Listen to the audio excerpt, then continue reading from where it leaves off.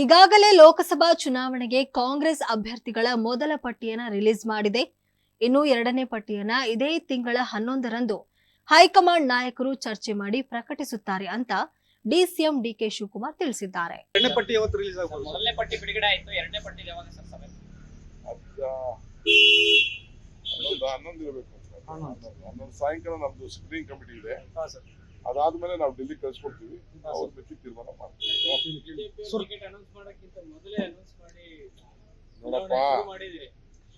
ನೋಡಿ ಎಲ್ಲ ನೀವು ಯಾರೋ ಎಲ್ಲ ಇದ್ದೀವಿ. ನನಗೆ ರಾಜಕಾರಣ ಬಹಳ ನೋವಾಗ್ತಾ ಇದೆ. ನಾನು ಟಿವಿ ನೋಡ್ತಾ ಇದ್ದೀನಿ.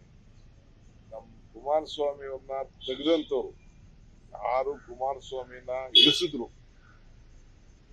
ಯಡಿಯೂರಪ್ಪನವ್ರು ಇರ್ಬೋದು, ಆ ಯೋಗೇಶ್ ಇರ್ಬೋದು, ಆ ಮುನ್ರತ್ನ ಇರ್ಬೋದು, ಇವರೆಲ್ಲ ಸೇರಿ ಆ ಸರ್ಕಾರನ ಕಿತ್ತಾಕ್ಬಿಟ್ರು ನಮ್ಮ ಪೊಲಿಷನ್.